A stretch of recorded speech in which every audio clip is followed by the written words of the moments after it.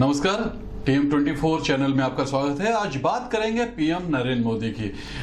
माना जाता है कि नरेंद्र मोदी लोकप्रियता के मामले में दुनिया के बड़े मुल्क के नेताओं को भी पीछे छोड़ने में माहिर हैं। अनेक बार दुनिया भर की एजेंसीज, न्यूज एजेंसी, मैगजीन समय समय पर ऐसे सर्वे करती रही हैं जिसमें मोदी का रुतबा कायम रहता है।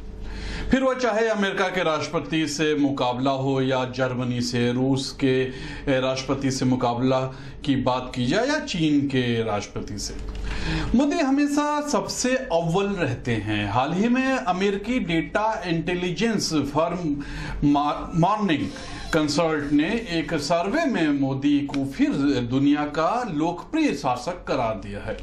इस सर्वे की रिपोर्ट भारत के हर बड़े अखबार ने प्रमुखता से छापी है। कई अखबारों ने तो हैरानी जाहिर की है कि भारत में पिछले चंद दिनों में कोविड के दौरान जो कहर बरपा, उसके परिणामों के बावजूद पीएम नरेंद्र मोदी की लोकप्रियता बजाय कम होने के बढ़ी कैसे। गौर कीजिएगा। तो हम बता दें, नरेंद्र मोदी की लोकप्रियता का ग्राफ पूरी तरह से उनके वादों पर टिका हुआ है। जनवरी 2020 में मोदी की अप्रूवल रेटिंग 80% थी, जो मई महीने में 85% तक पहुंच गई थी। वहीं 2021 के जनवरी महीने में यह 77% पर थी, जिसके बाद यह कोरोना की दूसरी लहर के दौरान तेजी से गिरी थी। गौर कीजिएगा, तेजी से गिरी थी। प्रधानमंत्री के राष्ट्र के नाम संबोधन के बाद अप्रूवल रैंकिंग सुधरी। हम अपने दर्शकों को बता दें कि नरेंद्र मोदी 66% अप्रूवल के साथ अमेरिकी data intelligence firm morning consult के सर्वे में ग्लोबल अप्रूवल रेटिंग में अव्वल हैं।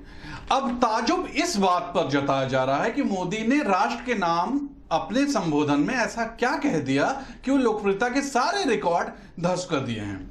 तो बता दें कि मोदी ने दो अहम फैसले लिए थे। 80 करोड़ लोगों को दीपावली तक मुफ्त अनाज और टीकाकरण जिम्मेदारी भारत सरकार द्वारा निभाया जाना था।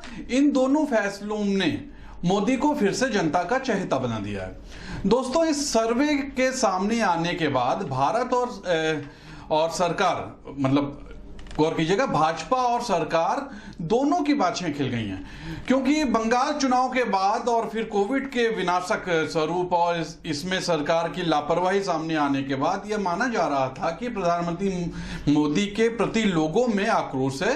यह बात संघ और भाजपा को डरा रही थी, क्योंकि आने वाले चंद महीनों में पार्टी को 5 राज्यों में चुनाव करना है। गौर कीजिएगा, इसमें यूपी सहित पंजाब, उत्तराखंड, गोवा और मणिपुर शामिल हैं। विधानसभा चुनाव का सामना करना है और 24 के आम चुनाव लोकसभा की तैयारियों में पार्टी को 5 राज्यों के विधानसभा चुनाव को जीतना भी जरूरी है। अगर बंगाल की इस तरह बंगाल की बात की जाए, बंगाल की तरह पार्टी इस चुनाव में यूपी अकेले को भी गंवा देती है, तो यह उनके मिशन 24 के लिए बड़ा झटका होगा। गौर कीजिएगा कि अगर वो बंगाल की तरह यूपी हार जाते हैं तो 24 का जो मिशन है वो उनके लिए बड़ा झटका साबित हो सकता है।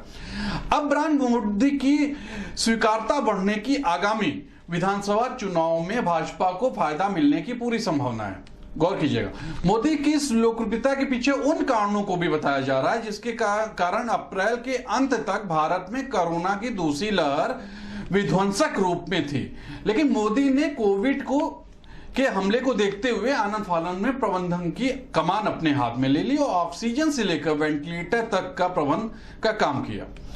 इससे 15 दिन के अंतराल में ही कोविड के हमले की धार धीमी होने लगी और एक महीना गुजरते गुजरते भारत कोविड पर भारी पड़ने लगा, जैसा कि देखा गया।